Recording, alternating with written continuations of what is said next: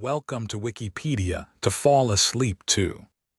Make yourself comfortable, let your eyes grow heavy, and let these quiet words carry you gently to sleep. Tonight, we begin with Papagayo Jet. The Papagayo Jet, also referred to as the Papagayo Wind or the Papagayo Wind Jet, is strong intermittent winds that blow approximately 70 kilometers north of the Gulf of Papagayo, after which they are named. The jet winds travel southwest from the Caribbean and the Gulf of Mexico to the Pacific Ocean, through a pass in the Cordillera Mountains at Lake Nicaragua. The jet follows the same path as the northeast trade winds in this region. However, due to a unique combination of synoptic scale meteorology and orographic phenomena, the jet winds can reach much greater speeds than their trade wind counterparts. That is to say, the winds occur when cold, high-pressure systems from the North American continent meet warm, moist air over the Caribbean and Gulf of Mexico, generating winds that are then funneled through a mountain pass in the Cordillera. The Papagayo Jet is also not unique to this region. There are two other breaks in the Cordillera where this same phenomenon occurs, one at the Chivela Pass in Mexico and another at the Panama Canal, producing the Tehuano, Tehuantepecor, and the Panama Jets respectively. The Papagayo Jet also induces mesoscale meteorology phenomena that influence the Pacific waters hundreds of kilometers off the Nicaraguan and Costa Rican shores. When the jet wind surges, it creates cyclonic and anticyclonic eddies, Ekman transport, and upwelling that contribute to the creation of the Costa Rica Dome off the western coast of Central America in the Western Hemisphere Warm Pool, WHWP. The relatively cold, nutrient-rich waters of the dome, in comparison to the surrounding WHWP, create an ideal habitat for a number of species, making the Papagayo Wind Jet important for biodiversity in the eastern tropical Pacific. Formation in North and Central America during the Northern Hemisphere winter, high-pressure systems are created between the equator and 35th parallels north via atmospheric circulation. Air near the equator is warmed by the sun. This heated air is more buoyant than colder air, so it rises, and is then pushed poleward by more air rising from below. Once the air reaches northern latitudes, it begins to cool, and as a result it falls back towards to the Earth's surface. As the air is falling, it exerts more pressure downward on the surface, creating a high-pressure system. This cold, high-pressure air mass then travels equatorward. Air masses repeatedly move in this loop, but due to the Coriolis force, this convection is not perfectly aligned south to north. In actuality, the air moves clockwise in the northern hemisphere, as it moves from the equator to higher latitudes and then back to the equator again. The air traveling clockwise off the North American continent is cold and dense, with a high pressure. As it moves southwest over the Caribbean and the Gulf of Mexico, it meets warm, moist air with a comparatively low pressure. This establishes a dramatic pressure gradient, causing the cold, high-pressure air to flow quickly into the low-pressure area. This is analogous to air flowing rapidly out of a balloon when the neck of the balloon is left open.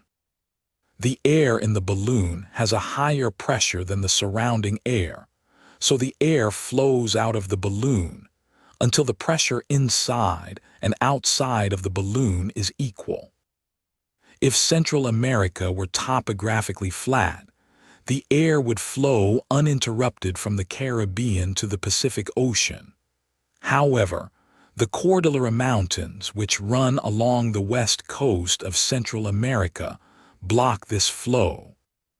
As a result, the air is funneled into a narrow mountain pass near Lake Nicaragua and the Gulf of Papagayo, creating the Papagayo Jet. Again, the balloon example serves as an analogy of how the Papagayo Jet forms. The air moving out of the balloon cannot escape all at once, because there is only a small opening that allows for the release of air. The narrow opening of the balloon facilitates the creation of a wind, because the air velocity increases through the balloon neck. Like the wind blowing through the balloon neck, the Papagayo winds reach high speeds as they travel through the break in the Cordillera. For context, Papagayo jet winds have mean speeds of 20 meters per second and can reach speeds of up to 30 meters per second, in comparison with average trade wind speeds of 25 kilometers per hour. Once the Papagayo jet winds reach the Pacific Ocean, they slow considerably and merge with the trade winds. Papagayo wind jet surges can occur intermittently every few weeks and last several days during the Northern Hemisphere winter. The jet is most prominent in the winter months because the pressure gradient is largest between the two air masses during this time of the year. The greater the difference in temperature between the two air masses, the faster the air will flow from an area of high pressure into an area of low pressure. In the spring, summer, and fall months, the air mass from the North American continent is much warmer, so the resultant airflow is less dramatic, and the wind speeds are not as high. In sum, wind speeds in the Papagayo jet will be high through the months of November to March, peaking in February. Then they will be reduced from April to August, and finally diminish completely in September. Influence on the Costa Rica Dome. The Papagayo jet winds are strong enough to influence the ocean waters off the west coast of Central America, namely being one of the factors responsible for the Costa Rica Dome. The Costa Rica Dome is a roughly circular area of anomalously cold water in the eastern tropical Pacific. It has a diameter of approximately 300 to 500 kilometers and is centered approximately 300 kilometers west of the Gulf of Papagayo. The waters surrounding the dome, known as the Western Hemisphere Warm Pool, are considerably warmer due to heating from the sun, given the region's proximity to the equator. The existence of the Costa Rica Dome can be attributed to a multitude of mesoscale oceanic effects. However, the Papagayo jet plays a considerable role in the size, movement, and continued existence of the dome throughout the year. As the Papagayo winds blow during the winter months, they cool the surface ocean water in their path, causing the extension of the Costa Rica Dome east, from 300 to approximately 1,000 kilometers in diameter, to the Nicaraguan and Costa Rican coastlines. The mechanism for this cooling is explained by the influence of the Papagayo winds on the ocean surface currents. As the winds blow southwest over the Pacific, they create cyclonic and anticyclonic coastal eddies on the water surface due to Ekman pumping. These coastal eddies generate the upwelling of cold water from greater ocean depths, where the rising cold water then mixes with the warmer water near the surface and subsequently lowers sea surface temperatures. Therefore, the Papagayo Jet indirectly cools the coastal waters off the shores of Nicaragua and Costa Rica, extending the Costa Rica Dome. During the winter months, the coastal eddies and by extension the Papagayo Jet are thought to be the primary drivers of the dome. Model simulations indicate that, without the Papagayo Jet, the Costa Rica Dome would not grow to such a large extent and may not even persist year-round. The Papagayo Jet is an important meteorological phenomenon when considering ocean biodiversity in the eastern tropical Pacific. The jet plays a key role in lowering sea surface temperatures through the influence on the Costa Rica Dome. The movement and growth of the dome is caused by the seasonal variability of the jet, where the annual upwelling and mixing caused by the Papagayo Jet during dome extension allows for the transport of nutrient-rich cold waters to the surface. If the jet was a permanent feature, and by extension the dome was also permanent, there would be no seasonal transport of nutrients via cold water upwelling. Indirect evidence of this nutrient transport can be seen in satellite imagery showing increased chlorophyll production in the surface waters directly under the path of the jet. The dome has also shown to be an area with increased zooplankton biomass, as well as an area inhabited by blue whales, who seem to follow the dome as it migrates in the eastern tropical Pacific waters.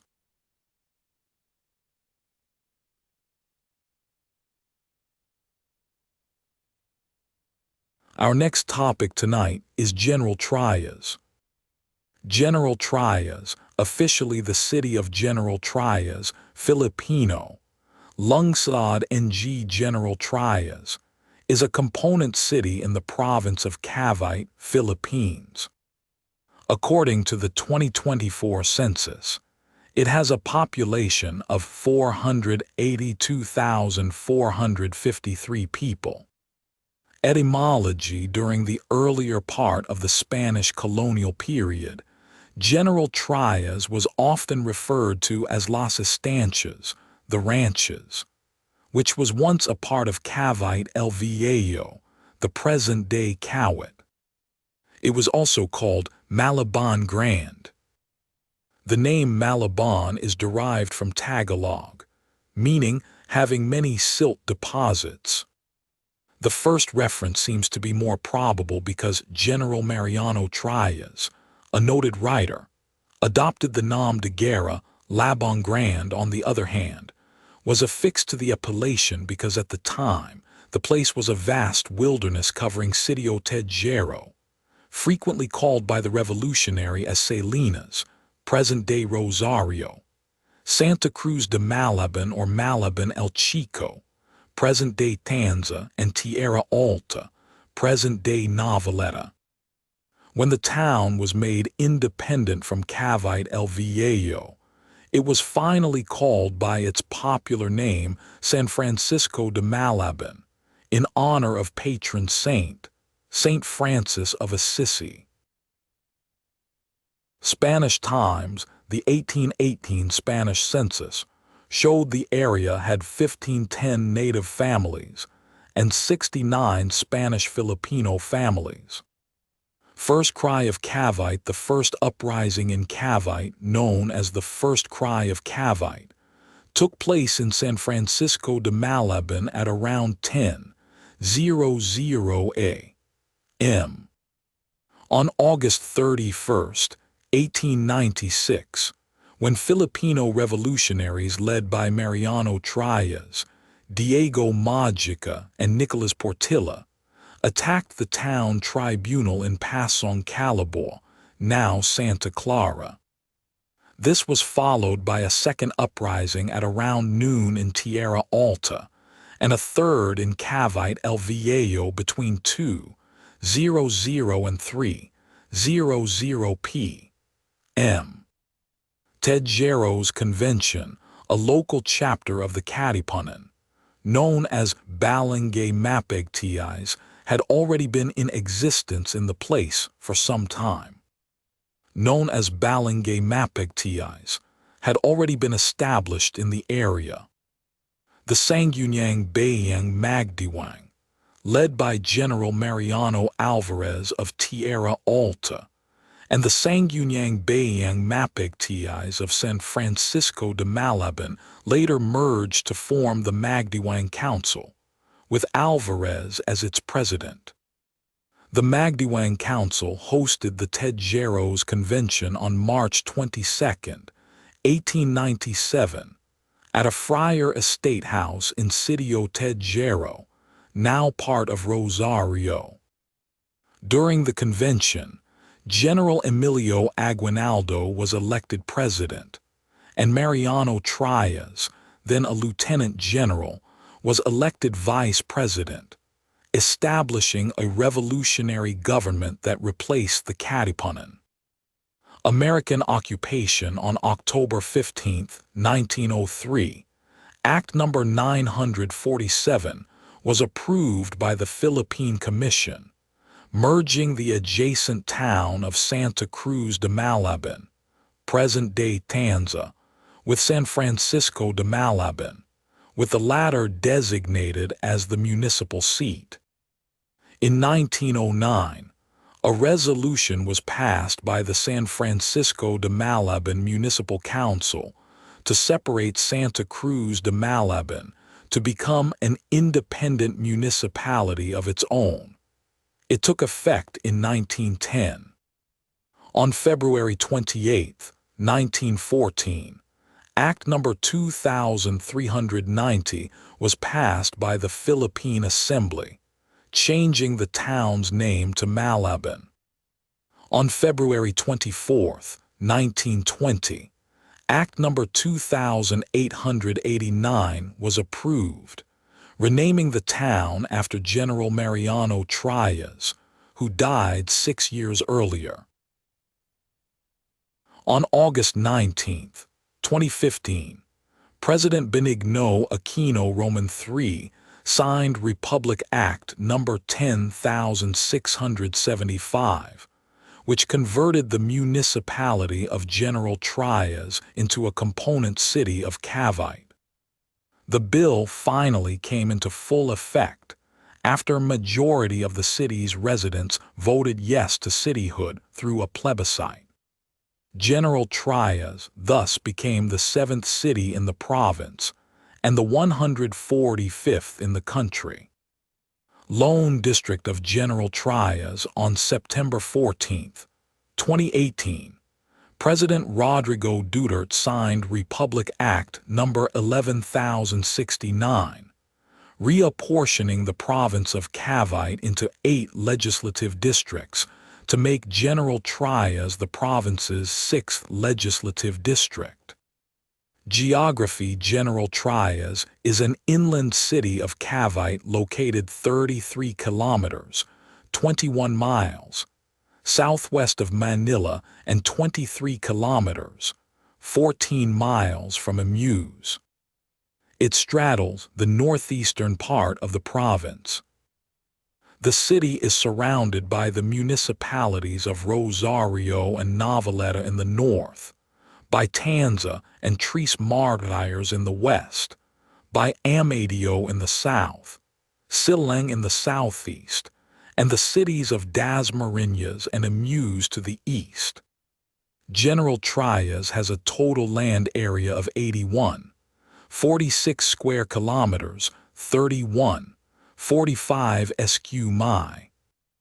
Climate: unlike the tropical weather of its lowlands and lower highlands, the upland villages of Panangianan and Javalera enjoy tropical highland weather due to their proximity to Tagaytay and Amedio, which is south of the city.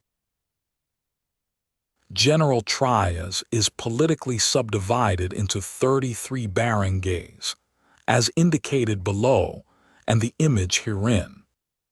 Each barangay consists of pure rocks, and some have sitios.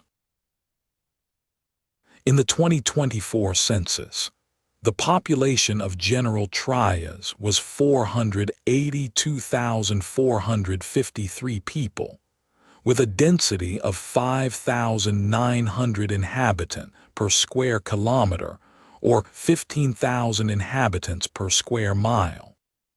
Religion: a vast majority of inhabitants are Roman Catholics, while Protestantism is the second largest denomination in the city, and some migrants from Mindanao practicing Islam. Language: Tagalog and English are the most used languages in General Trias.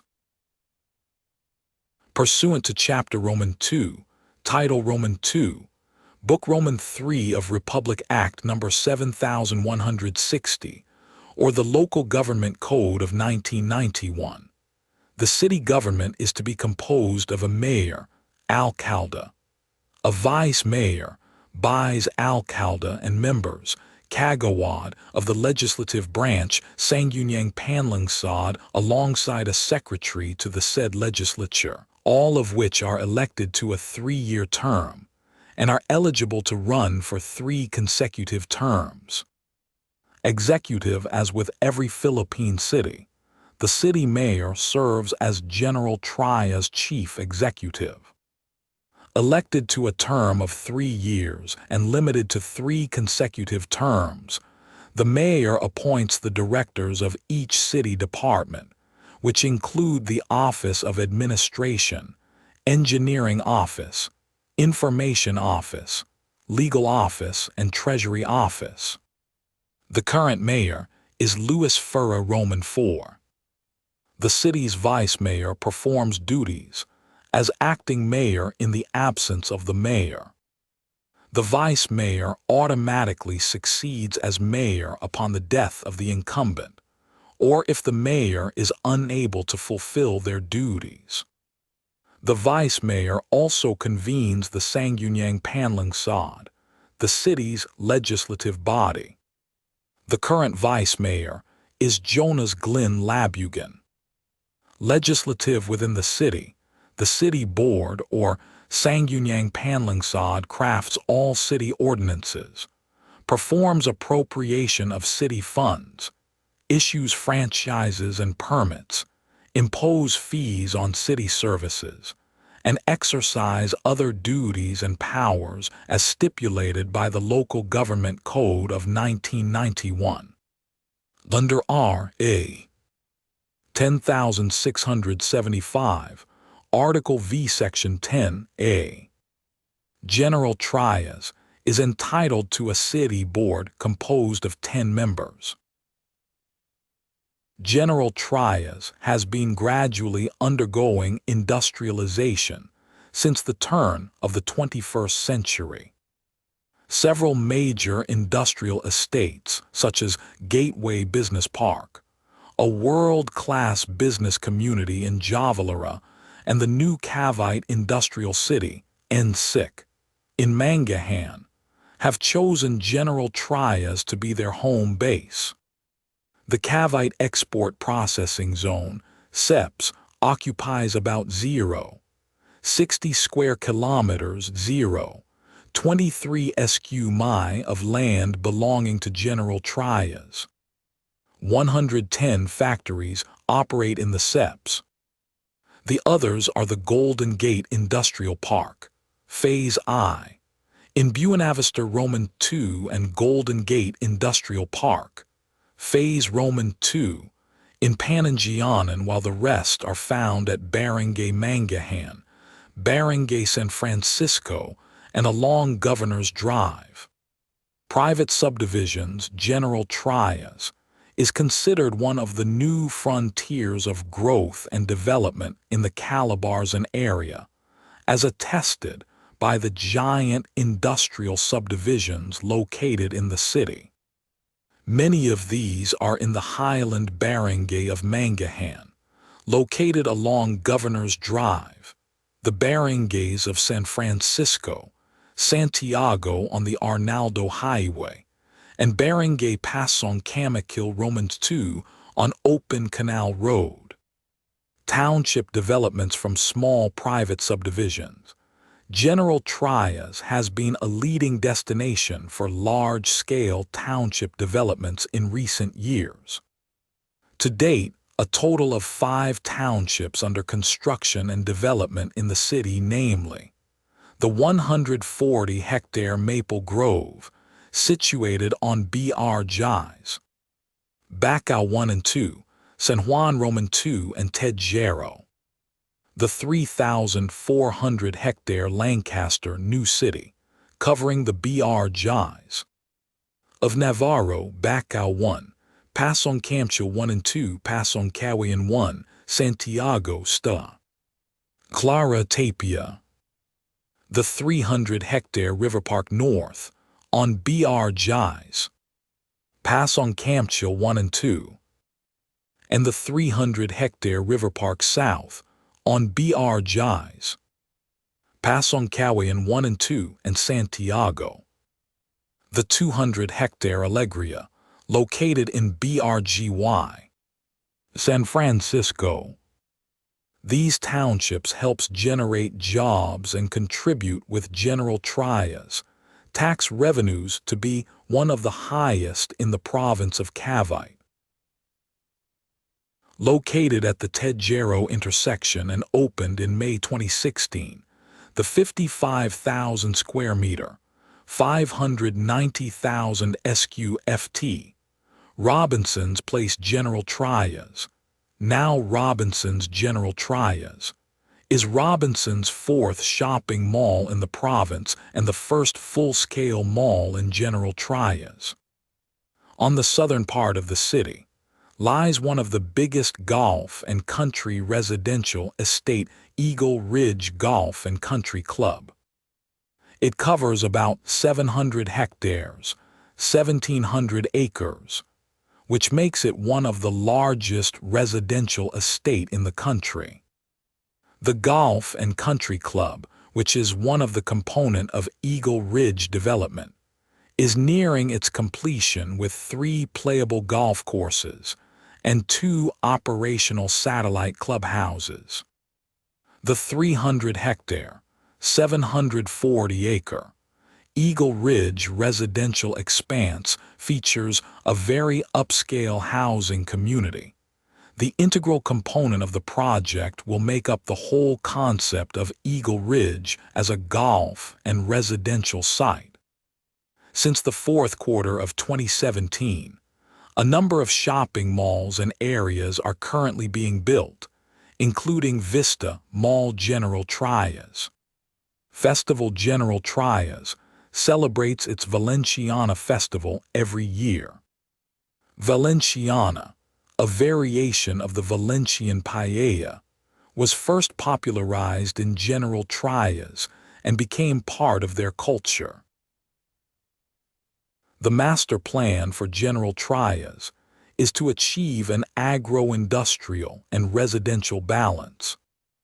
General Trias already have its recreational amenities like a convention/cultural center, sports park W/grandstand, popular called track and field, and a city park at Barangay San Juan 2.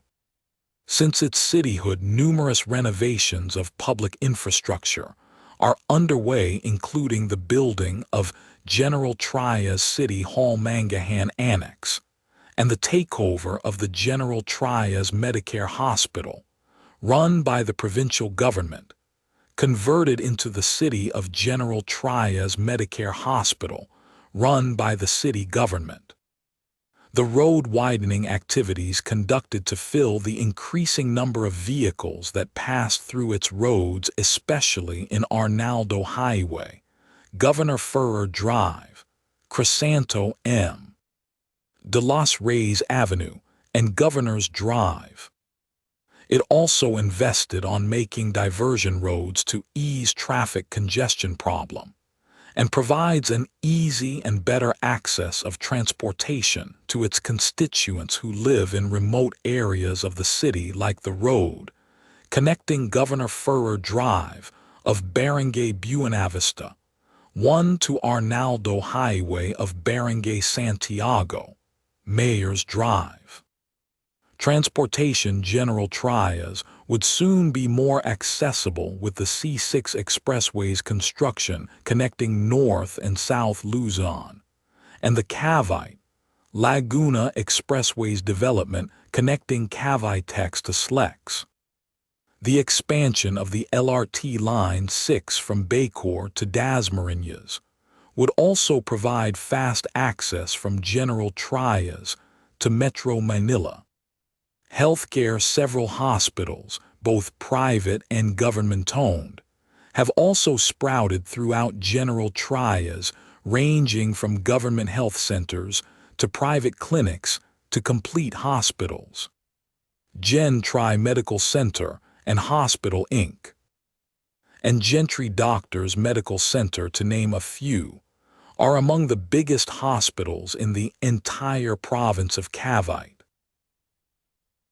General Trias is home to several educational institutions, notably Lyceum of the Philippines University Cavite Campus, Cavite State University General Trias Campus, which was established in 2012, and the AMA Computer University, located inside Ara Vista Village in Barangay Biclatan.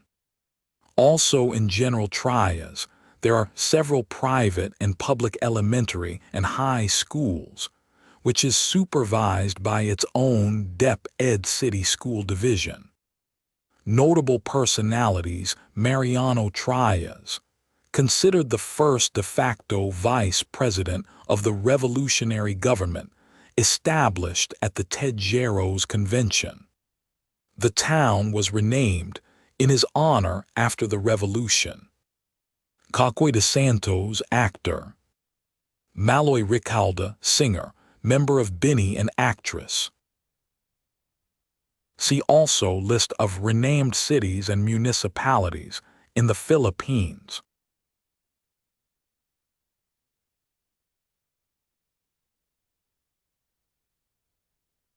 Let us drift gently now toward Tufts University School of Dental Medicine. Tufts University School of Dental Medicine, TUSDM, is a private American dental school located in the Chinatown neighborhood of Boston, Massachusetts, and is connected to Tufts Medical Center.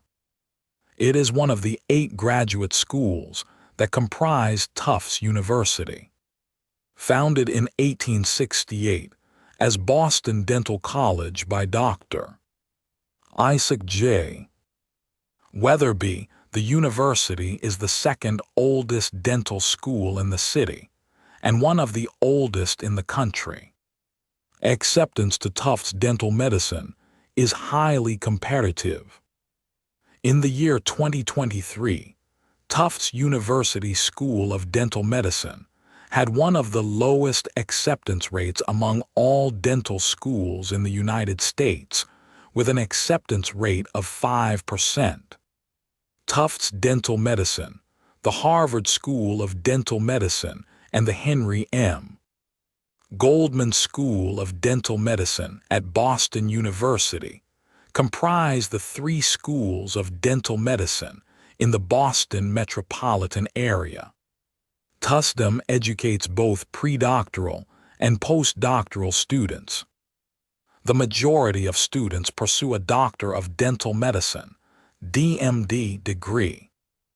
In addition to the DMD degree, TUSDM offers combined DMD/MS, Master of Science in Dental Research, and DMD/MPH, Master of Public Health degrees. Postdoctoral students who have already obtained a DMD or DDS degree can specialize in oral and maxillofacial surgery, endodontics, periodontics, orthodontics, pediatric dentistry, prosthodontics and implant dentistry, as well as certificate programs in craniomandibular disorders and orofacial pain, advanced dental technology and research program, implant dentistry fellowship, and advanced education in aesthetic dentistry. In 2011, Dr. Hugh F. Thomas, formerly Dean of the University of Alabama School of Dentistry, was named the 16th Dean of Tufts. That same year, Tufts was nationally recognized for leadership in teaching, research, community service, and diversity by the American Dental Education Association, ADEA, JAI's Foundation, with the 2011 William J. JAI's Award for Outstanding Achievement by an academic dental institution. History. Tufts was founded on June 3, 1868, as Boston Dental College by Dr. Isaac J. Weatherby, a graduate of Baltimore College of Dental Surgery. The college was incorporated into Tufts College in 1899 and was located at 416 Huntington Avenue in Boston. By 1929, Tufts Medical and Dental College began an affiliation with the Boston Floating Hospital for Infants and Children, as well as the Boston Dispensary. This merger resulted in the creation of an association known as the New England Medical Center, NEMC, which would be the name of the hospital attached to the current-day Tufts Dental School until the 1990s. The union was partially caused by the fire and subsequent destruction of the USS Boston Floating Hospital, ID-2366, a mobile hospital for sick children on Boston Harbor. In 1948, Tufts Medical and Dental College sold the Huntington Avenue buildings to Northeastern University and relocated closer to NEMC at 136 Harrison Avenue. In 1954, Tufts Dental College became the Tufts University School of Dental Medicine. The school would remain at the Harrison Avenue location until 1971, when it was moved to its current location of 1 Nealon Street. The building was only 10 floors in height, but was designed with future expansion in mind.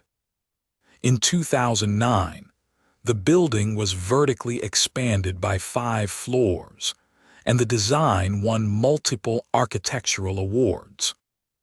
In 2013, the university announced plans to refurbish the 3rd and 4th clinical floors to match the newly renovated 2nd floor. Admissions for the 2018 to 2019 application cycle, 4,094 applications were received for the 202 seats available in the class of 2023. The DAT academic average was 20, and the total science was 20. While in the past international applicants were considered for admission to the School of Dental Medicine, for the 2012 to 2013 application cycle, those applicants without U.S. citizenship or permanent residency will not be considered for the DMD program. There are approximately 4,000 applicants each year and roughly 200 students enrolled per class, making it the 2nd largest dental school in the United States.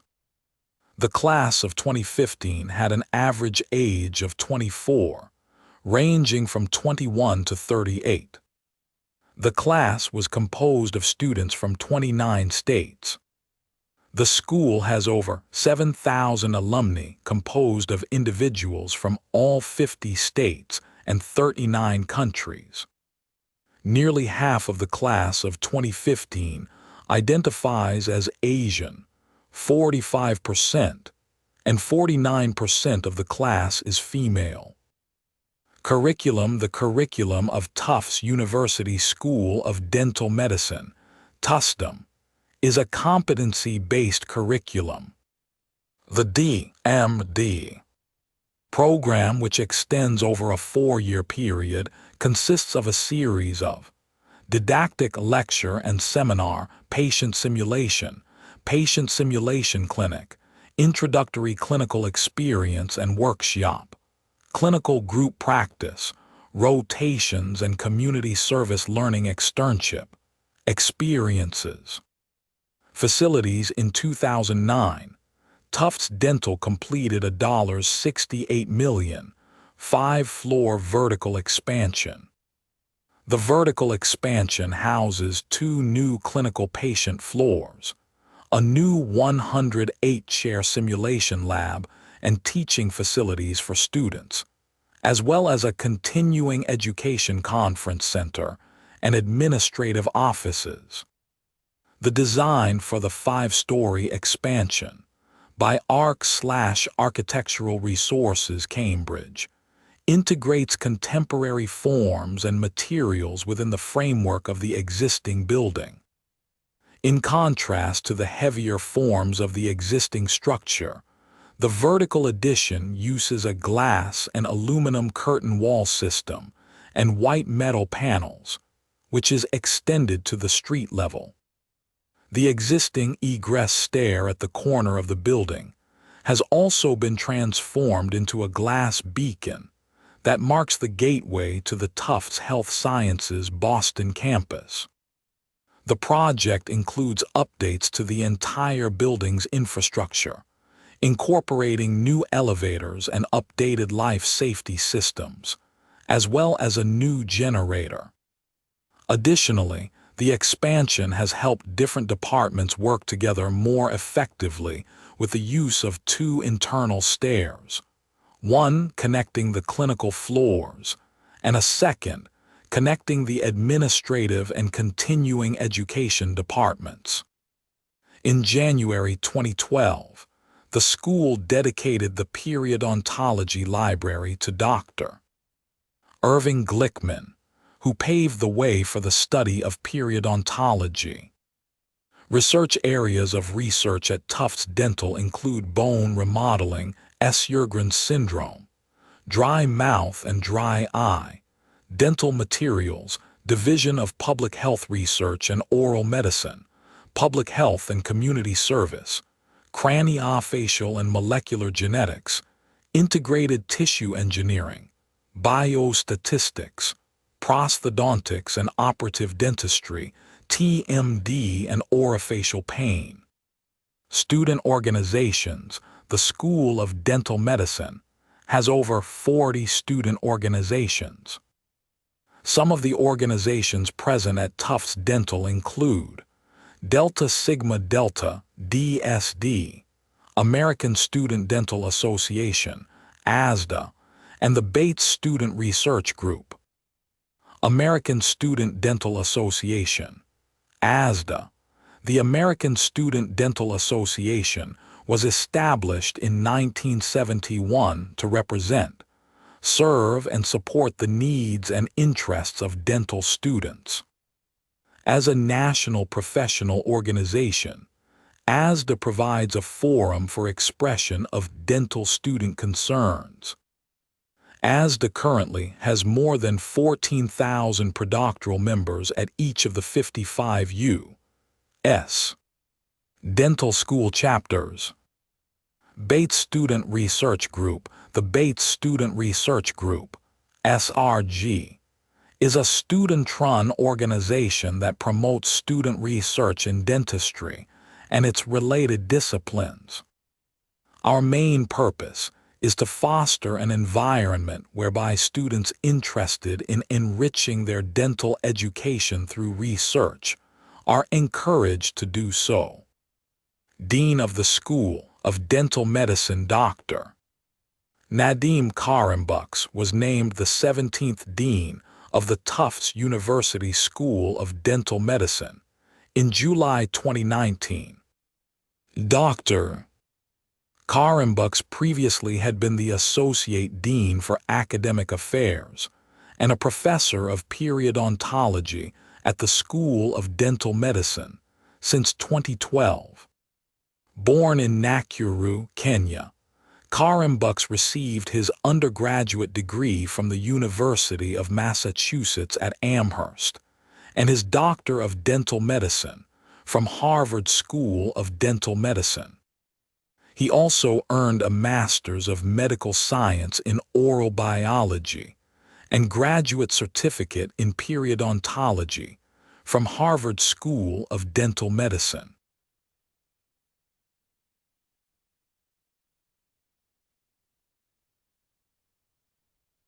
And now a new story begins. Timber Creek High School, Florida. Timber Creek High School is a public high school located in Orlando, Florida, within the Orange County Public Schools system. Its primary mascot is a wolf, and its principal is Mark Wasco. History: Timber Creek High School was built in 2000 as a relief school for nearby University High School. John Wright, the founding principal, remained at Timber Creek until 2012, when he became the executive area director for the school system's East Learning Community. Athletics: Timber Creek has won state championships in baseball, bowling 2006, boys and girls, boys volleyball 2008 Florida High School Athletic Association, and cheerleading 2009, 2010, 2012, and 2013. Robotics team: in addition to winning the 2015 Florida State Championship and competing in the World Championship, the VEX Robotics team has won the following awards. Made VRC World 10 years in a row: 2023, Florida VRC State Championship finalist 2016, Florida VRC State Championship. Tournament champions 2015, Florida VRC State Championship. Tournament champions and tournament finalists 2015, Battle in Brandon.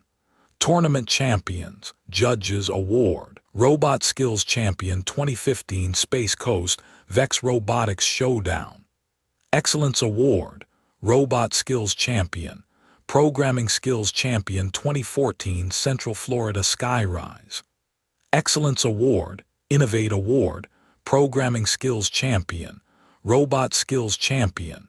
Sportsmanship Award. Programming Team: the programming team at Timber Creek High School competes in contests modeled after the International Collegiate Programming Contest. They attend contests at Stetson University, University of Central Florida, University of Florida, and Florida International University. In addition, they are members of the Florida High School Programming Series, USA Computing Olympiad, and the American Computer Science League. They also attend other online contests hosted by Code Forces, Top Coder, and Code Chef. Academics: Timber Creek, like most high schools, offers many advanced placement app classes. The APC AP Choice program is an advanced placement program for freshmen and sophomores. The APC program puts its students in classes with other APC students and moves these classes at a faster pace than normal honors classes. It is intended to prepare the students for the AP courses that they will take in the future by increasing rigor and moving at the faster pace than normal honors classes. The APC program also requires the enrollment in AP Human Geography freshman year to give the students a taste of AP classes. At graduation, if the students that were in the APC program have taken at least 6 AP classes during their high school years, they receive a special sticker on their diploma that recognizes them as an AP scholar. Timber Creek also offers dual enrollment at the local community college, Valencia College, and University of Central Florida, where students can take classes towards their high school diploma that may also count to their college degree. Band program on November 15, 2003, in only their third year of existence, and at their first appearance at the Florida Marching Band Coalition, FMBC Championships. The Timber Creek Regiment was crowned FMBC Overall Grand Champion at the FMBC State Finals, the first band other than Cypress Creek High School, Orlando FL, recognized as state champions. In 2009, the regiment also had an undefeated season with their show Within. The regiment has won numerous awards, such as Best Brass, Best Woodwinds, Best Color Guard, Best Effect, Best Percussion, and so on. On November 20, 2010, the Timber Creek Regiment's performance of X. The Journey garnered them recognition as Class 5A champions at the 2010 FMBC Championships, held at Tropicana Field, St. Petersburg FL. As of the 2005 marching season, FMBC no longer designates a grand champion at state finals. They also won this title in 2012 with their show Two Sides. Recently, they won the 2021 FMBC State Championship with their show The Hill We Climb, based on the poem by Amanda Gorman. Notable alumni Jacques Patrick, NFL running back for the Tennessee Titans Chris Board, NFL linebacker for the New England Patriots Jasmine Forsberg, musical theater actress Chase Stokes, actor Carrie Lawrence, professional soccer player for the Orlando Pride Christina Lavalley, chef, cake designer, and entrepreneur Lemuel Jean-Pierre, assistant offensive line coach for the Miami Dolphins Jeremy Pope, actor Grant Amato, murderer serving life imprisonment Ryan Carpenter, professional ice hockey player Patrick Stair, founder of the beauty brand One/Size.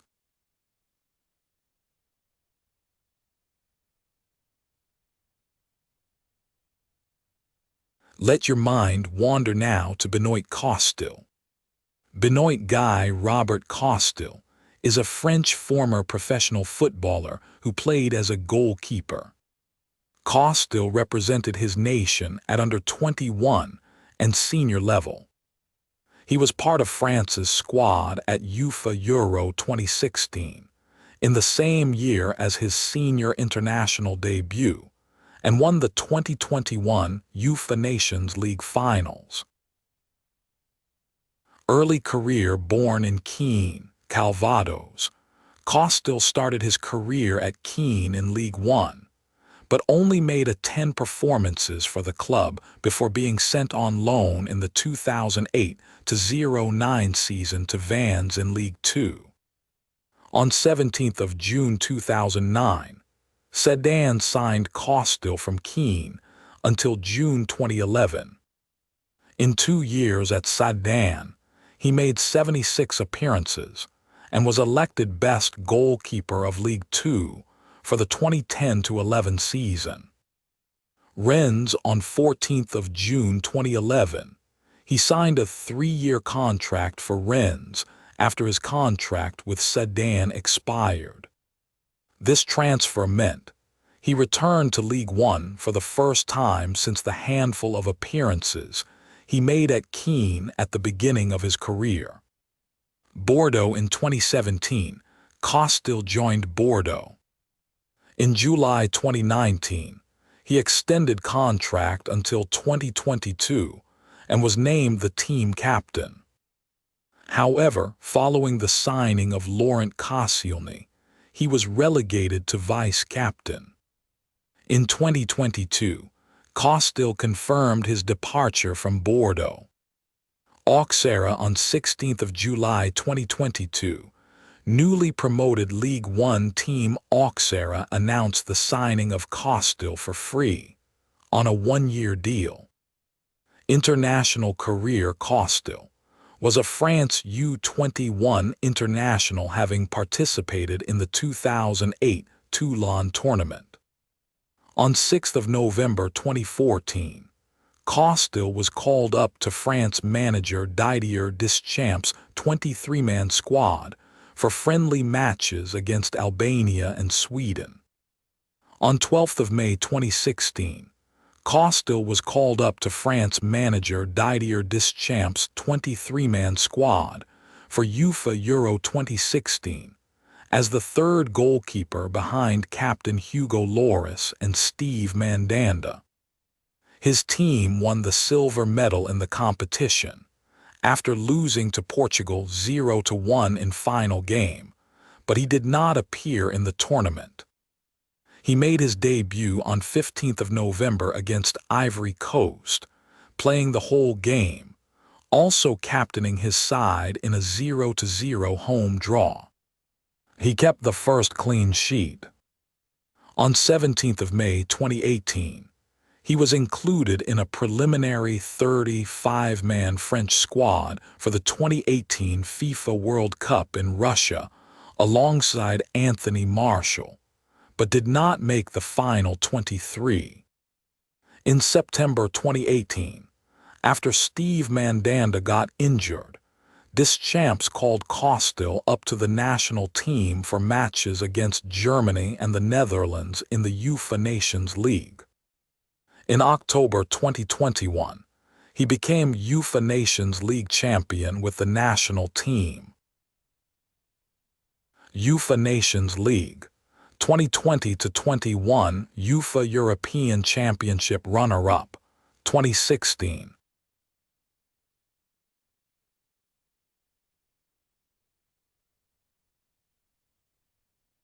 When you are ready, we move on to World Video Game Hall of Fame. The World Video Game Hall of Fame is an international hall of fame for video games. The Hall's administration is overseen by the Strong's International Center for the History of Electronic Games and is located at the Strong National Museum of Play in Rochester, New York, United States. The museum began the International Center for the History of Electronic Games in 2009, announced the formation of the Hall of Fame in February 2015, and opened it on June 4, 2015. It is located in a dedicated part of the ESL Digital Worlds High Score exhibit at the National Museum of Play. Prior to an expansion of the museum in 2023, it was located in the museum's E-Game Revolution exhibit. The Strong has also run the National Toy Hall of Fame since 2002. Video games become eligible for the World Video Game Hall of Fame by meeting 4 criteria. Icon status, is widely recognized and remembered. Longevity, is more than a passing fad and has enjoyed popularity over time. Geographical reach, meets the above criteria across international boundaries. Influence, has exerted significant influence on the design and development of other games, on other forms of entertainment, or on popular culture and society in general. Initial nominations are made each year by a staff committee at the Strong, which takes into account the 4 criteria, with influence considered the most important. Members of the public can submit games for consideration by the committee as well. The nominees are then voted on by a panel of around 30 scholars and journalists from around the world, with each panel member ranking their top 3 choices. A public poll is also included, with the results counting as equivalent to a member of the panel. For the 2026 nominees, a poll of attendees of the Game Developers Conference was also included. Afterwards, the staff committee reviews the votes and makes the final selection. While generally, there is a clear difference in vote counts for the highest scoring games, if there are multiple games with similar vote counts near the cutoff point, the committee decides by emphasizing a variety of game types or platforms in any given induction year. Video games that have not been inducted may be nominated in multiple years. The set of final nominees is typically announced each year in March, and the inductees in May. In its first 2 years of operation, the hall named 6 inductees from 15 finalists. Since then, it has named 4 or 5 inductees each year from a set of 12. In the 12 years that the Hall of Fame has been open, 53 games have been inducted out of 92 nominated. Many of those games have been nominated multiple times. In some cases, the Hall may list the first game in a series of similar titles as a proxy for the entire series, such as with the Oregon Trail series or the FIFA International Soccer/FIFA series. Nintendo has been the developer of the most games inducted with 7, out of a total of 11 nominations of 8 games.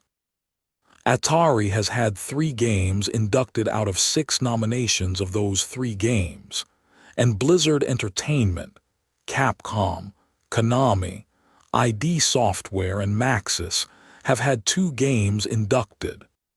7 other developers have had more than 1 game nominated.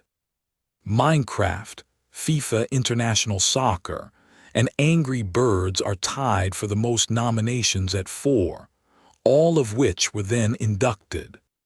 Frogger, Guitar Hero, and NBA 2K are tied for the most nominations without being inducted at 3. The earliest game to be nominated is Space War, from 1962, while the latest is The Last of Us from 2013, both of which have been inducted. Inductees finalists that were inducted in a later year, other finalists.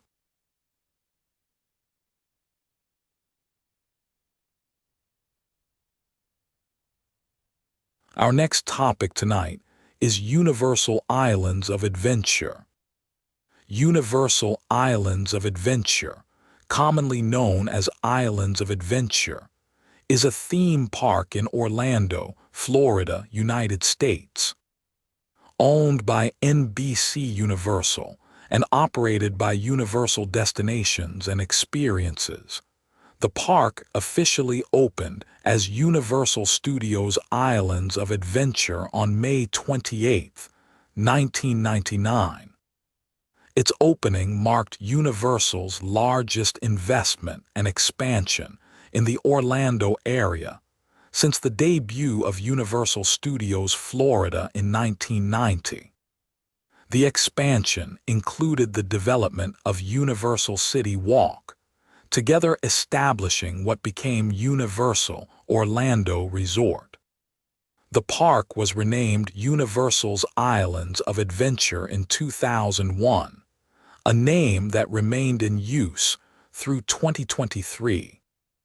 It was the second of 4 parks to open at the resort, and was later followed by Universal Volcano Bay in 2017 and Universal Epic Universe in 2025. Islands of Adventure is designed around the concept of exploration, with each section of the park representing a different themed island. Initially, the park featured 6 themed areas. A 7th area called the Wizarding World of Harry Potter, Hogsmeade, based on the Harry Potter franchise, was introduced in 2010 and contributed to a notable increase in attendance. In 2024, the park had an attendance of 9.4 million visitors, ranking 14th worldwide among amusement parks. History: the site selected for Islands of Adventure was initially allocated for a future shopping mall to be named Galleria Orlando, which was part of a larger complex that included condominiums and office buildings. Planning had begun in 1985, but the project was eventually canceled in 1990. Universal Studios Florida opened the same year on an adjacent site. During construction of Islands of Adventure, Universal opened a preview center showcasing a sneak peek of upcoming themes and attractions. It was housed in the Paradise Theater building located in the New York section of Universal Studios Florida, next to the Confrontation attraction. In the attraction, guests walked through various rooms themed to the different islands in the upcoming park. The final room revealed the opening date and future plans for the Universal Orlando Resort.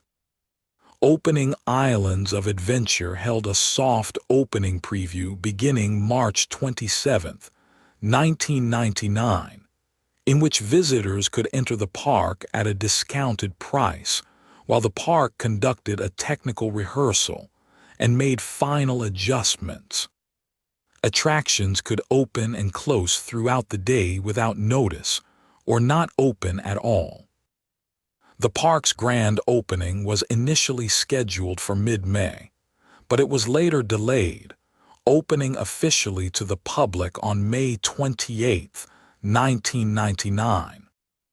Universal sought to better compete and eventually surpass Walt Disney World in attendance with its massive investment on Islands of Adventure, City Walk, and the resort hotels. However, attendance in the first few years after the expansion did not rise to expected levels. The new resort in 1999 was named Universal Studios Escape, which initially confused guests. Marketing also misled many to believe Islands of Adventure was an expansion or collection of rides inside Universal Studios Florida.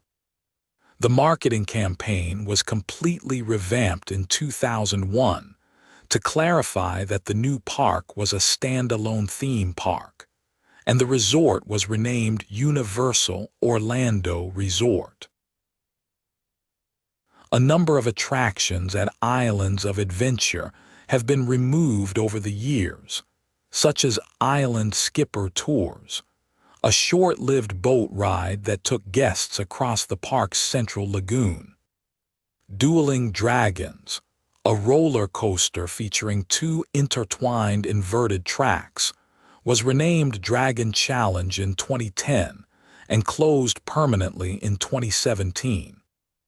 One of the more recently retired attractions, Poseidon's Fury, Escape from the Lost City, closed in 2023 after undergoing several revisions during its run. The walk-through attraction, which featured special effects like lasers and flames, had its storyline revamped. It was also significantly reduced in size, when a large portion of its footprint was reallocated to the Wizarding World expansion in 2010. Islands of Adventure consists of 8 themed islands. They are in clockwise order from entry: Port of Entry, Marvel Superhero Island, Toon Lagoon, Skull Island, Jurassic Park, the Wizarding World of Harry Potter, the Lost Continent, and Seuss Landing. Port of Entry serves as the park's main entrance and includes various shops and services, including a guest services location named the Open Arms Hotel.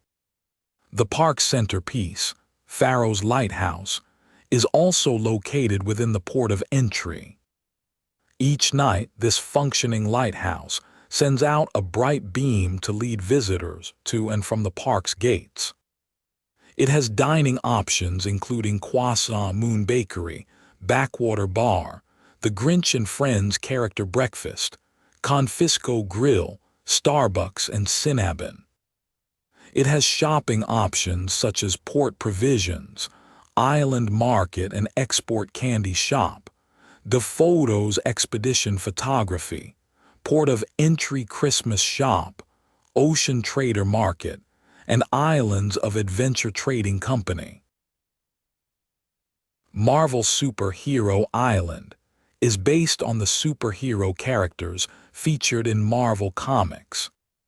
The area features comic book-styled architecture. Many of the building interiors are created in comic book perspective, with exaggerated lines and angles. Many exteriors are painted in a special paint which appears to change color based on the angle from which it is viewed, sometimes purple, sometimes orange. The buildings are all labeled generically: store, shop, food, and comics, and so on. The area is also home to a variety of dining outlets and merchandise shops. Food and beverage items can be purchased from Cafe 4 and Captain America Diner. Merchandise items can be bought from a variety of themed stores, including Spider-Man Shop, The Amazing Adventures of Spider-Man, Marvel Alterniverse Store, Comic Book Shop, and Oakley. There is also Meet Spider-Man and the Marvel Superheroes, a meet and greet attraction where guests can meet superheroes including Wolverine, Storm, Cyclops, Rogue, Spider-Man, and Captain America. In late 2009, the Walt Disney Company, Universal's biggest competitor in the theme park market, announced that it would acquire Marvel Entertainment. Universal announced that Marvel's new ownership would not affect Marvel Superhero Island, as their contract for exclusive rights to the characters had been signed in 1994. And Disney CEO Bob Iger stated that Disney would continue to honor any contracts that Marvel currently has with Disney competitors. Despite this, in March 2012, Iger revealed that Disney had begun preliminary concepts of incorporating Marvel's properties into their parks, although no major negotiations with Universal were announced. Under the terms of Universal's deal, as long as Marvel Superhero Island remains open and the attractions are maintained in a first-class manner, and Universal complies with the financial terms of the deal, then Universal will continue to own the exclusive rights to Marvel characters in theme parks east of the Mississippi River. However, Universal rights would be limited only to the characters and families of characters that the park actively uses, specifically Spider-Man, the Avengers, the Fantastic Four, and the X-Men. Walt Disney World Resort is the Disney theme park resort most impacted by Universal's contract. Walt Disney World is barred from having unrestricted access to the Marvel characters in its parks due to contractual obligations to Universal, and cannot use any of the characters listed above in the region east of the Mississippi River. Universal also has the exclusive theme park marketing rights to the Marvel name throughout the United States. Walt Disney World is able to have meet and greets, merchandise, attractions, and more with Marvel characters not associated with the characters at Islands of Adventure, such as the Guardians of the Galaxy. The first Marvel attraction at a Disney theme park, Iron Man Experience, opened at Hong Kong Disneyland in 2017, and the park has since announced an expansion to its park featuring Marvel characters. Also in 2017, Disney California Adventure received Guardians of the Galaxy, Mission, Breakout, and the park opened an entire Marvel-themed area, Avengers Campus, in 2021. Another version opened at Disney Adventure World at the Disneyland Paris Resort in 2022. The area prominently features some of the same characters used at Marvel Superhero Island, specifically the Avengers and Spider-Man. Walt Disney World's first Marvel attraction, Guardians of the Galaxy, Cosmic Rewind, opened at Epcot in 2022. Toon Lagoon is based on the cartoon and comic strip characters from King Features, Syndicate, and Jay Ward, with the area's main focus being water-based rides, hence the name. The area is also home to a variety of dining outlets and merchandise shops. Food and beverage items can be purchased from Blondie's, Kathy's Ice Cream, Comic Strip Cafe, and Wimpy's. Merchandise items can be bought from a variety of themed stores including the Gasoline Alley, Toon Extra, and Wasamata U. Skull Island is the newest island at the park, having been opened in the summer of 2016. The area's sole attraction, Skull Island, Reign of Kong, opened on July 13, 2016. The attraction and island mark the return of the King Kong character to the Universal Orlando Resort, after the Confrontation attraction closed at Universal Studios Florida in 2002 to make way for the Revenge of the Mummy, the ride. Jurassic Park is themed to the film series of the same name. Set after the events of the first film, the area undertakes the guise of John Hammond's dinosaur theme park featured in the series. As such, the area is filled with the attractions and exhibits one would find in the real Jurassic Park, including thrill rides and discovery-based exhibits. While the land is generally themed to Jurassic Park, there are two attractions themed to the newer Jurassic World franchise. In 2015, the Raptor Encounter character Meet and Greet was added, offering guests an opportunity to meet with Blue, a velociraptor from Jurassic World. In 2021, Universal added Velocicoaster, a roller coaster themed to racing through a raptor paddock. Velocicoaster is the fastest coaster across all of Universal's parks. The Wizarding World of Harry Potter, Hogsmeade is themed around the Harry Potter universe, authored by J.K. Rowling. It officially opened to the public on June 18, 2010. On May 31, 2007, Universal announced that it had secured the licensing rights from Warner Bros. and Rowling to incorporate the Harry Potter franchise to Islands of Adventure. The 20-acre, 81,000 square meters island features attractions, shops, and restaurants set inside such locations as the Forbidden Forest, Hogsmeade Village, and the iconic Hogwarts Castle. Groundbreaking began in 2007, with the official opening scheduled for June 18, 2010, as announced on March 25, 2010. As part of the promotion for the then-upcoming area, a behind-the-scenes documentary on production of the park section is included on the Blu-ray and DVD release of Harry Potter and the Half-Blood Prince. There are 5 main attractions in the Wizarding World of Harry Potter. There is also a singing frog choir and a Triwizard Spirit Rally held in the town center. These events feature Hogwarts, Beauxbatons, and Durmstrang students. An expansion of the wizarding world of Harry Potter, based on the Diagon Alley and London settings from the series, opened on July 8, 2014, at the adjacent Universal Studios Florida Park in the former site of the park's Jaws attraction.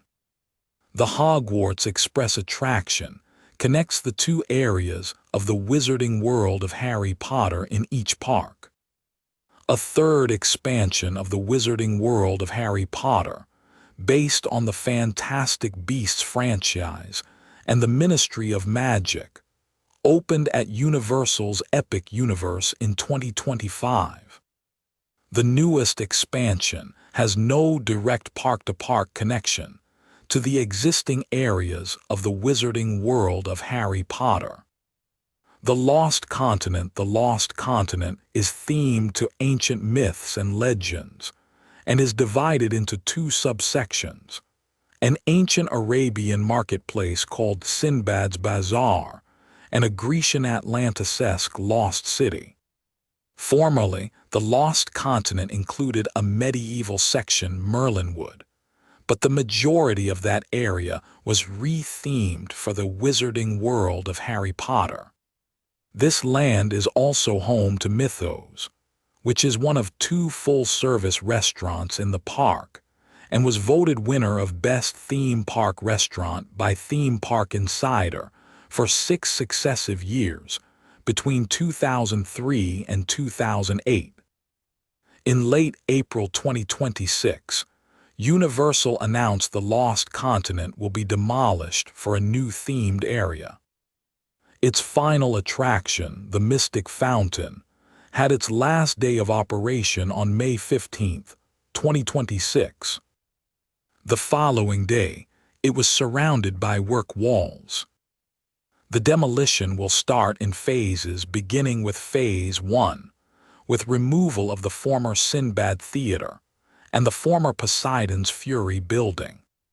Phase 2 will involve removing Mythos and other thematic elements near the land's entrance at Seuss Landing. Universal hasn't announced its replacement plans for the space.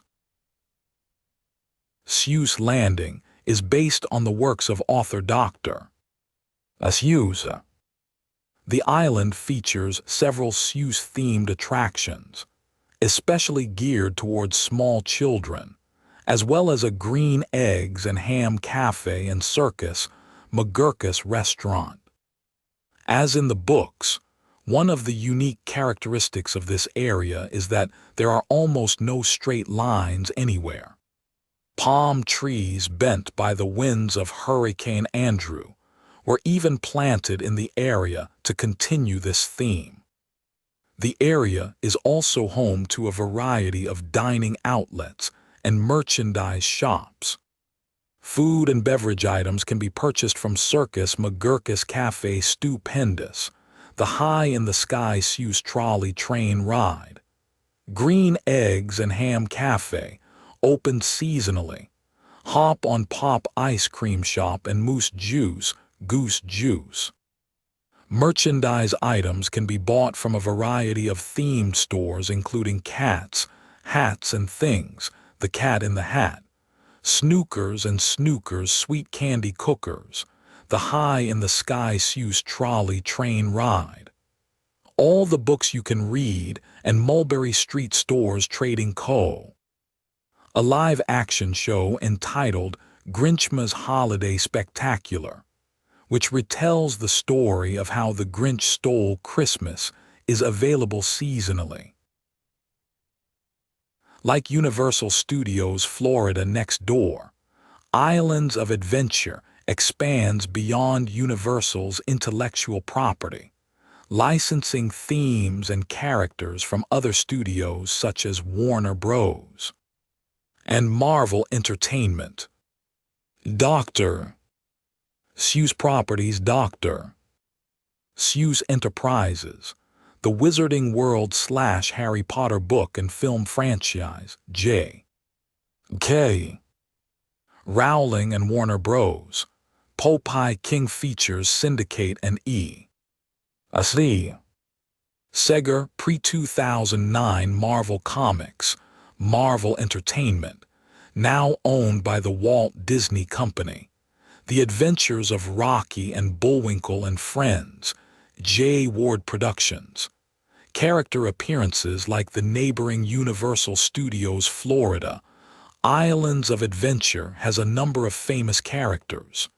Current characters: Betty Boop Doctor, Seuss, Cat in the Hat, Thing 1 and Thing 2, Sam I Am, Guy Yamai, The Grinch and the Lorax, Jurassic Park, Blue and Bravo, the Velociraptors, and Tango and Sierra, the Baby Velociraptors, Madagascar, King Julian, Marvel Comics, Spider-Man, Captain America, Wolverine, Cyclops, Storm, Rogue, Green Goblin, and Doctor Doom, Popeye the Sailor Man, Popeye and Olive Oil, Harry Potter, Hogwarts Train Conductor, Death Eaters, during the fall season, Frog Choir, and Triwizard Tournament, Spirit Rally. Several attractions in Islands of Adventure allow guests to utilize Express Pass. This pass admits users to a separate line for the attraction, which is given priority status when boarding. Express Pass is not a virtual queuing service. Instead, pass holders may enter the Universal Express line whenever they wish. The price of this pass is not included in the charge for park admission. See also List of Universal Orlando Resort attractions, incidents at Universal Parks.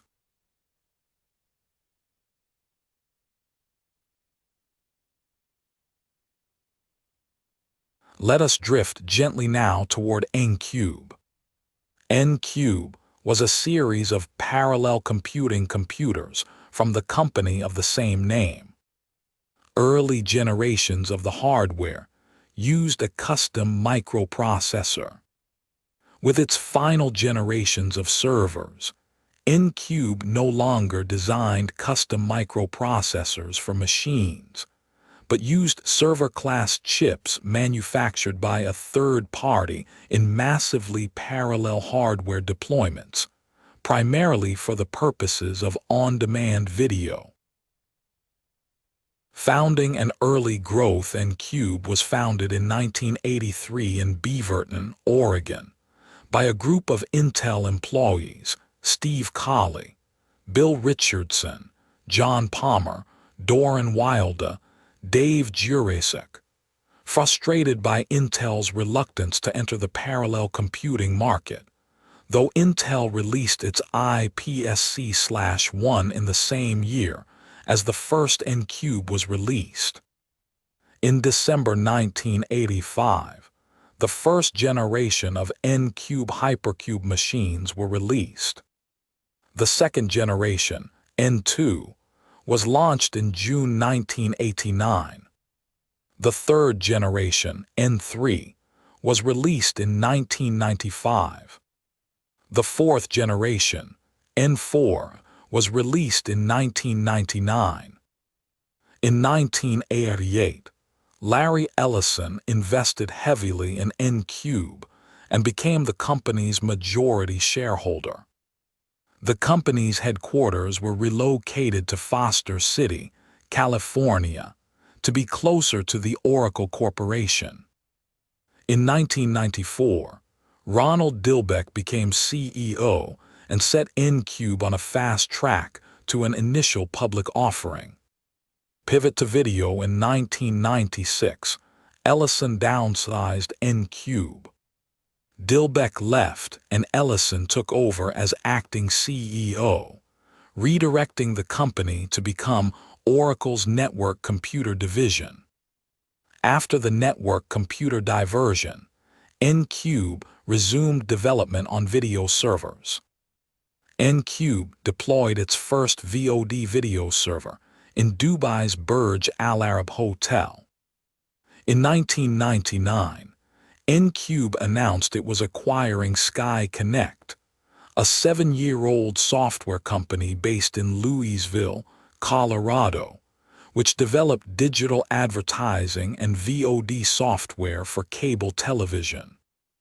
In the 1990s, NCUBE shifted its focus from the parallel computing market, and by 1999 had identified itself as a video-on-demand (VOD) solutions provider, shipping over 100 VOD systems delivering 17,000 streams and establishing a relationship with Microsoft TV. The company was once again on IPO fast track, only to be halted again after the bursting of dot-com bubble. Lawsuits and dot-com aftermath. In 2000, Sea Change International filed a patent infringement suit against NCUBE, alleging its NCUBE MediaCube 4 product infringed on a Sea Change patent. A jury upheld the validity of Sea Change's patent and awarded damages. The U.S. Court of Appeals for the Federal Circuit subsequently overturned the ruling on June 29, 2005. A separate lawsuit against Sea Change was filed by NCUBE in 2001 after it acquired the patents from Oracle's interactive television division. NCUBE claimed that Sea Change's video server offering violated its VOD patent on delivery to set-top boxes. NCUBE won the lawsuit and was awarded over $2 million in damages. Sea Change appealed, but the decision was upheld in 2004. On the business front, the dot-com bubble burst and ensuing recession, as well as lawsuits, meant that NCUBE was not doing well. In April 2001, NCUBE laid off 17% of its workforce and began closing offices, Foster City in 2002 and Louisville in 2003, to downsize and consolidate the company around its Beaverton manufacturing office. Also in 2002, Ellison stepped down and named former SkyConnect CEO Michael J. Pohl as CEO. Acquired in January 2005, NCUBE was acquired by CCOR for approximately $89.5 million, with an SEC filing for the purchase in October 2004. In December 2007, CCOR was acquired by Aris. NCUBE 10, one of the first NCUBE machines to be released, was the NCUBE 10 of late 1985. It was originally called NCUBE/10, but the name morphed over time. These were based on a set of custom chips, where each compute node had a processor chip with 32-bit ALU, a 64-bit IEEE 754 FPU, special communication instructions, and 128 KB of RAM. A node delivered 2 MIPS, 500 kilo flops, 32-bit single precision, or 300 kilo flops, 64-bit double precision. There were 64 nodes per board. The host board, based on an Intel 80286, ran Axis, a custom Unix-like operating system, and each compute node ran a 4 KB kernel, Vertex. NCUBE 10 referred to the machine's ability to build an Order 10 hypercube, supporting 10 24 CPUs in a single machine. Some of the modules would be used strictly for input/output, which included the N-channel storage control card, frame buffers, and the inter-system card that allowed NCUBE to be attached to each other. At least one host board needed to be installed, acting as the terminal driver.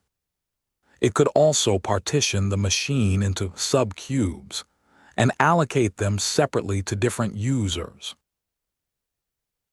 For the second series, the naming was changed, and it created the single-chip NCUBE2 processor.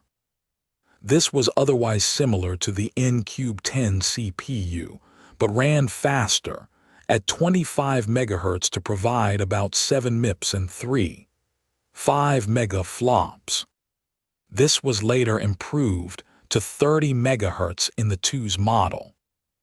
RAM was increased as well, with 4 to 16 megabytes of RAM on a single wide 1-inch x 3.5-inch module, with additional form factors of double wide, double modules, and quadruple that in a double wide, double side module. The I/O cards generally had less RAM, with different back-end interfaces to support SCSI, HIPPY, and other protocols. Each NCUBE2 CPU also included 13 I/O channels, running at 20 Mbit/s. One of these was dedicated to I/O duties, while the other 12 were used as the interconnect system between CPUs. Each channel used wormhole routing to forward messages. The machines themselves were wired up as order 12 hypercubes, allowing for up to 4,096 CPUs in a single machine. Each module ran a 200 KB microkernel called NCX, but the system now used a Sun Microsystems workstation as the front end and no longer needed the host controller. NCX included a parallel file system that could do 96-way striping for high performance. C and C++ languages are available, as is NQS, Lynda, and Parasoft's Express. These were supported by an in-house compiler team. The largest NCUBE2 system installed was at Sandia National Laboratories, a 1024 CPU system that reached 191 gigaflops in testing. In addition, the NCX operating system, it also ran the Sunmos lightweight kernel for research purposes. Researchers Robert Benner, John Gustafson, and Gary Montree of the Parallel Processing Division of Sandia National Laboratory first won the CARP Prize of $100, and then won the first Gordon Bell Prize in 1987 using the NCUBE10. NCUBE3. The NCUBE3 CPU used a 64-bit arithmetic logic unit, ALU. Its improvements included a process shrink to 0.5U, allowing the speed to be increased to 50 MHz, with plans for 66 and 100 MHz. The CPU was also superscalar and included 16 KB instruction and data caches, and a memory management unit for virtual memory support. Additional I/O links were added, with 2 dedicated to I/O and 16 for interconnects, allowing for up to 65,536 CPUs in the hypercube. The channels operated at 100 Mbit/s due to use of 2-bit parallel lines instead of the serial lines used previously. The NCUBE3 also added fault-tolerant adaptive routing support, in addition to fixed routing. A fully loaded NCUBE3 machine can use up to 65,536 processors for 3 million MIPS and 6.5 teraflops. The maximum memory would be 65 terabytes, with a network I/O capability of 24 terabytes/second. Thus, the processor is biased in terms of I/O, which is usually the limitation. The N-channel board provides 16 I/O channels, where each channel can support transfers at 20 megabytes/s. A microkernel was developed for the NCUBE-3 machine, but it was never completed, having been abandoned in favor of Plan 9 Transit Operating System. NCUBE-4. The NCUBE-4 marked the transition to commodity processors, with each node containing an Intel IA32 server-class CPU. The N4 also brought exclusive focus on video streaming, rather than scientific applications. Each hub contained one hypercube node, one CPU, a pair of PCI buses, and up to 12 SCSI drives. The N4 was followed by the N4X, the N4XR2, and the N4XR3. These last two were based on the Serverworks chipset, rather than the Intel ones. The NCUBE-5 was very similar to the N4 family, but incorporated two hypercube nodes in each hub, and only supported video streaming over gigabit Ethernet. In 1999, NCUBE announced the MediaCube 4, which supported 80 simultaneous 3 Mbit/s streams to 44,000 simultaneous VOD streams, in concurrent MPEG-2, MPEG-1, and mid-bitrate encoding protocols.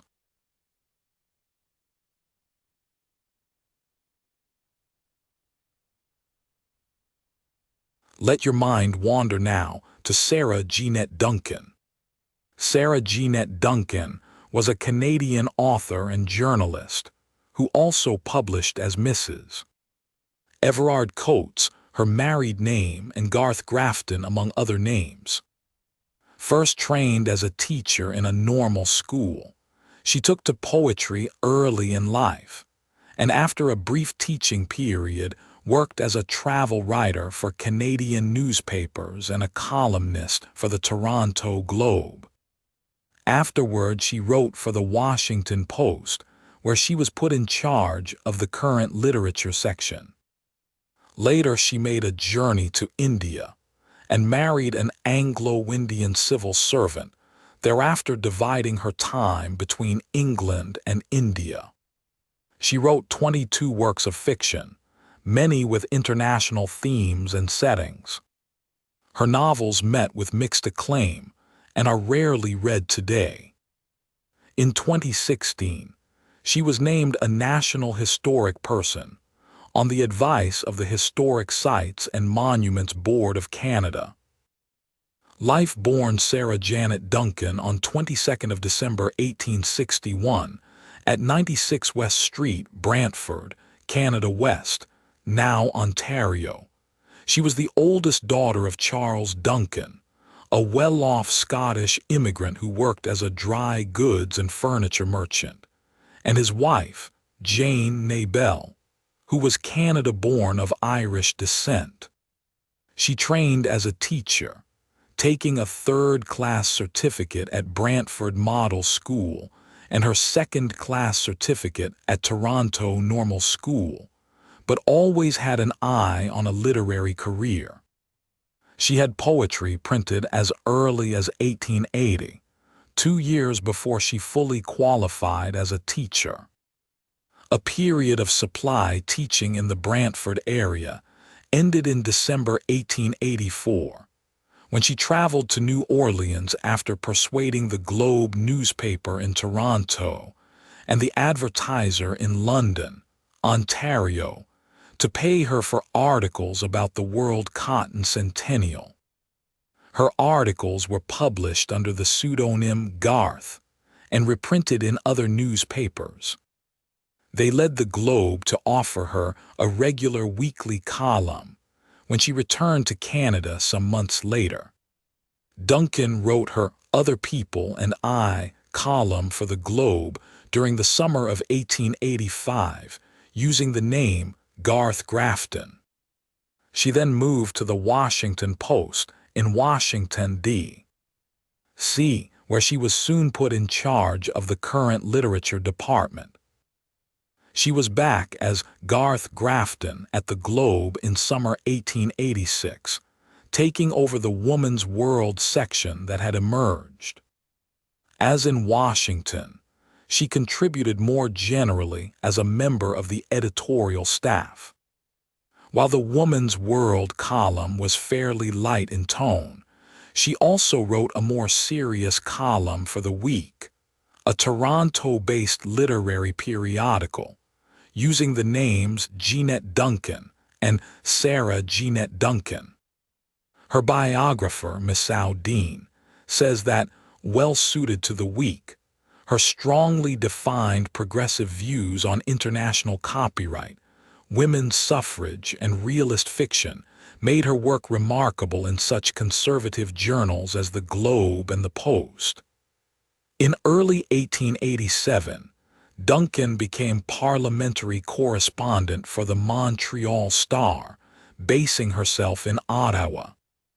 In 1888, she embarked on a world tour with a friend, Montreal journalist Lily Lewis. The idea of a woman traveling alone at that time was unconventional. Her intention was to gather material for a book, although both also filed stories to the Star as they traveled. In 1889, during this tour, she attended a function in Calcutta organized by Lord Lansdowne, then Viceroy of India, whom she had previously known in Canada. There she met the Anglo-Indian civil servant Everard Charles Coates, who was working as an entomologist in the Indian Museum. The couple married a year later on 6th of December 1890, after a proposal at the Taj Mahal. After her marriage, Duncan split her time mostly between England and India, often spending much of it alone in rented flats in Kensington, London. The traveling was necessitated by her continued writing commitments in several countries. There had been plans for her and Everard to return permanently to England in 1894, but these came to nothing. Her husband reinvented himself as a journalist and edited the Calcutta-based Indian Daily News in 1894–97, later becoming managing director of the Eastern News Agency. Although Marion Fowler, a biographer, argued that the couple's marriage was unhappy based on E.M. Forster's offhand and misinterpreted observation that Mrs. Coates difficult and I fancy unhappy, hers is not the accepted view. Duncan certainly supported her husband in various work-related endeavors. She also cultivated a friendship with James Louis Garvin while he was editor of The Outlook and The Observer, at least in part hoping he might find a position for Everard in Britain. Workington suggests that theirs may have been one of those marriages in which a difficult woman and a gentle, agreeable man made common cause. Sometimes she lived at Simla, the summer capital of the British Raj. There she entertained Forster in November 1912. He noted a characteristic ambivalence in her manner, saying that she was clever and odd, nice to talk to alone, but at times the social manner descended like a pall. His letters also speak to Duncan's continued involvement with political ideas. I don't talk about politics, although at the Coates, I have been living in them. Around the time of World War I, during which Duncan and her husband were unable to be together, she began to take an interest in writing plays, but had little success. She maintained her interest until 1921, 2 years after her husband had finally left India and the couple had taken residence in Chelsea. Duncan had been treated for tuberculosis in 1900, spending the summer out of doors in the fresh air of Simla, as chronicled in On the Other Side of the Latch, published in the United States and Canada as The Crow's Nest. She died of chronic lung disease on 22nd of July 1922 at Ashstead, Surrey, whence she and her husband had moved in 1921. She had been a smoker, and it is possible that the cause of death was emphysema, although her lung problems generally may have been exacerbated by the climate and sanitation in Calcutta. She was buried at St. Giles's Church, Ashstead, and left a CAD $13,000 estate. Though she rarely returned to Canada after marrying Everard and last visited in 1919, she had always insisted that the royalties from her books were paid into her bank account in Brantford. Everard was her beneficiary. He and Duncan had no children. Everard remarried in 1923, fathering 2 children before his death in 1944. Among Duncan's contacts in the literary world were the journalists Goldwin Smith of The Week and John Stephen Willison, the novelist and editor Jean McIlwraith, and George William Ross. She also had some contact with William Dean Howells and Henry James, whose writings she admired. Works Duncan moved from journalism to writing fiction after her marriage to Coates. Thereafter, she published books under various names, including a volume of personal sketches and a collection of short stories. These were usually serialized in magazines and newspapers before being published as books in Britain and the U.S. She had a regular writing routine that involved composing 300 to 400 words each morning, and she planned her future works well ahead of their publication. Her agents were Alexander Pollock Watt and his sons, Alexander Strahan and Hansard. Duncan tended to identify as an Anglo-Indian. 9 of her novels are set in India, and most of her works are in the setting of Anglo-Indian society, of which she said, "There is such abundance of material. It is full of such picturesque incidents, such tragic chance." The progress of her novels show her experimenting with different genres that might sell well or were known to be popular, and they were of increasing complexity. Generally, she followed a 19th-century tradition of society novels in which personal and public politics might play a part, epitomized by writers such as William Makepeace Thackeray and Anthony Trollope. Although she admired Howells and James, she did not often emulate them, with The Path of a Star being a notable exception. A recurring theme is an examination of the nature of authority and its relationship to autonomy, which was a topic that much concerned her mostly middle-class audience. Particularly adept with dialogue but less so with point of view, much of her work is ironic in tone and, according to Dean, attempts to define representative types of characters, often nationally or culturally differentiated. Her work frequently focuses on females, addressing their ethical and personal choices in the context of their dual imperative to develop as individuals and represent moral ideas. Duncan thus creates a kind of heroine who defines herself through love, travel, and artistic vocation, and whose gender politics is linked to a critique of imperial colonial relations. Duncan's first book was her most successful, cheerfully anecdotal, says Workington, and written with flair and self-conscious charm. It was written to sell, and sell it did. Titled A Social Departure, How Orthodoxia and I Went Around the World by Ourselves, It was published in 1890 and fictionalized her around-the-world trip with Lewis. It contains the first description of the city of Vancouver in fiction.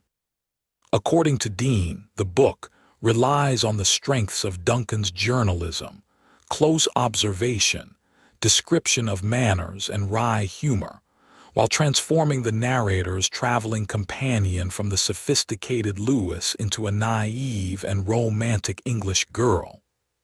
Her next two novels, An American Girl in London and The Simple Adventures of a Memsahib, followed a similar pattern.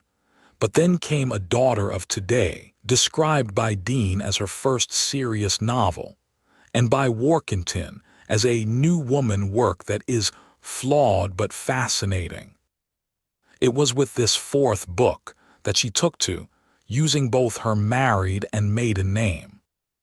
A Voyage of Consolation was a sequel to internationally themed An American Girl in London. The autobiographical On the Other Side of the Latch was set in Duncan's garden in Simla, where she had been forced to spend 7 months while recovering from her tuberculosis infection. Workington sees this work as an example of her eye for a commercial opportunity. Duncan occasionally strayed from the subject of Anglo-Indian society, and is best known and most studied today for The Imperialist, a 1904 work which was her only novel set in Canada and centers on a fictional town modeled on Brantford. It had at best a mixed reception.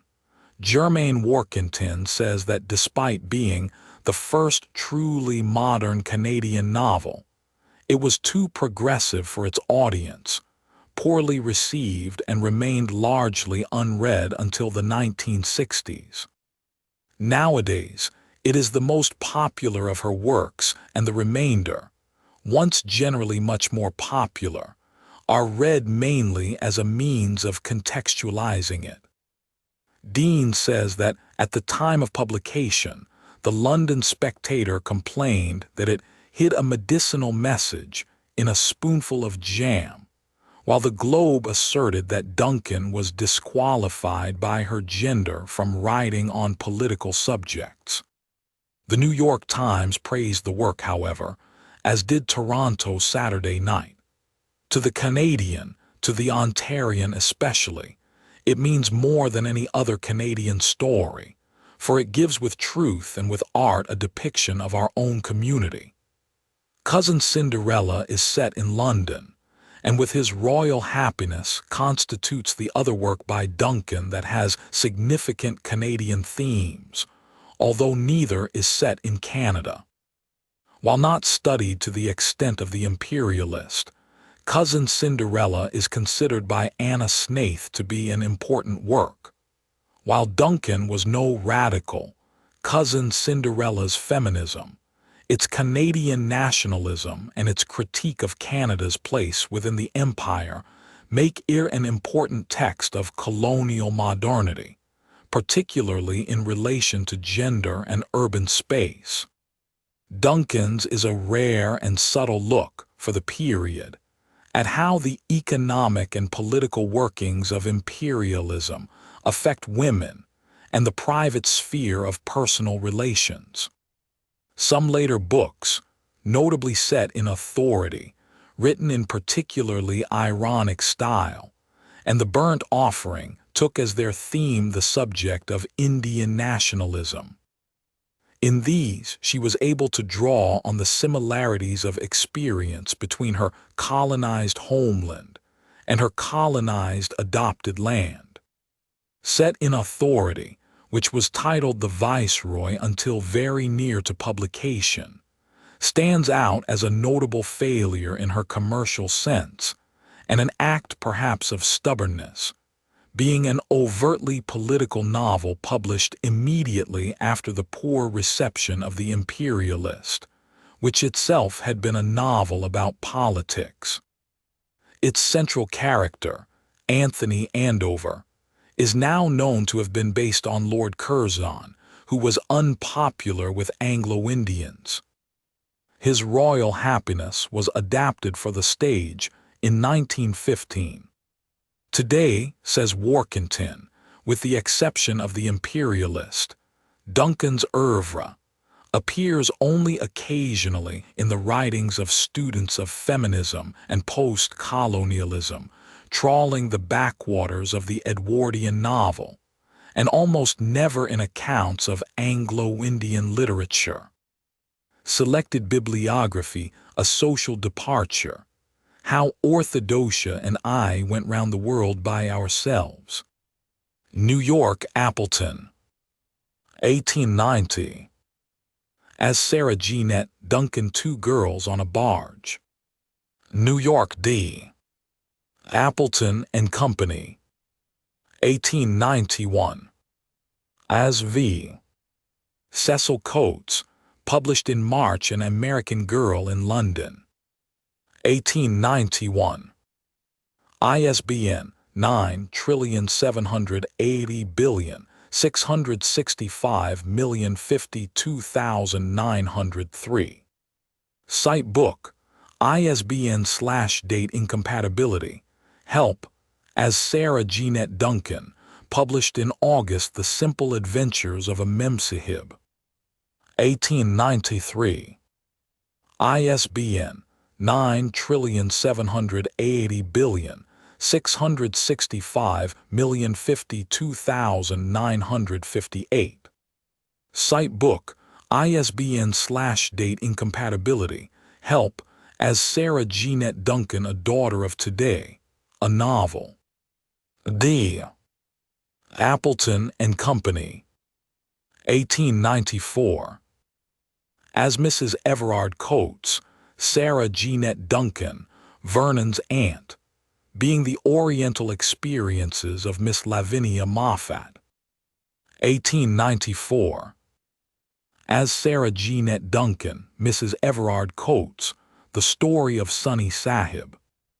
Macmillan. 1894. As Mrs. Everard Coates, Sara Jeannette Duncan, His Honor and a Lady. 1896. ISBN 9780665269752. Cite book, ISBN/date incompatibility. Help, as Sara Jeannette Duncan, Mrs. Everard Coates, A Voyage of Consolation, being in the nature of a sequel to the experiences of an American Girl in London. 1897. ISBN 9780665052996. Cite book, ISBN/date incompatibility.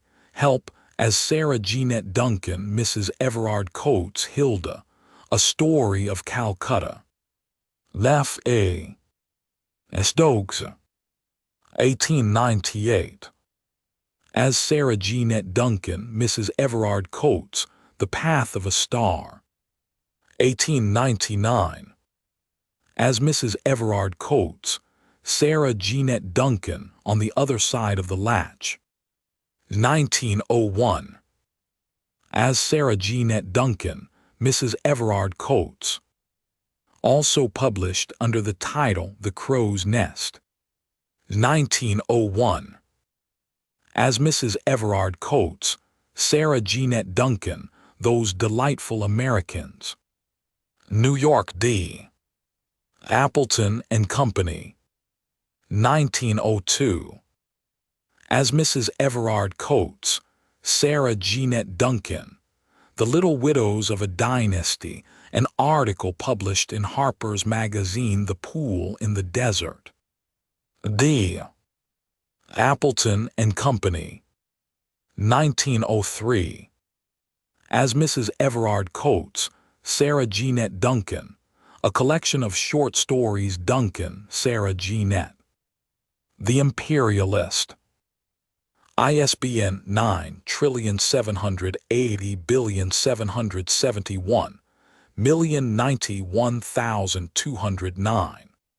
Site book, ISBN/date incompatibility, help, as Mrs. Everard Coates, Sara Jeannette Duncan, set in authority. 1906. As Mrs. Everard Coates, Sara Jeannette Duncan, cousin Cinderella. 1908. As Mrs. Everard Coates, Sara Jeannette Duncan. The U.S. edition was subtitled A Canadian Girl in London, 2 in a Flat. 1908. As Jane Wintergreen The Burnt Offering. New York J. Lane Company. 1909. As Mrs. Everard Coates, Sara Jeannette Duncan The Consort. 1912. ISBN 9780665,991,455. Site book, ISBN/date incompatibility, help, as Mrs. Everard Coates, Sara Jeannette Duncan, His Royal Happiness. 1914. As Mrs. Everard Coates, title clear. 1922 Posthume, The Gold Cure. Hutchinson, London 1924 online. Carl Klink believed it was possible that a book called Out of the City was authored by Duncan pseudonymously, but seems not to have been able to confirm his suspicions.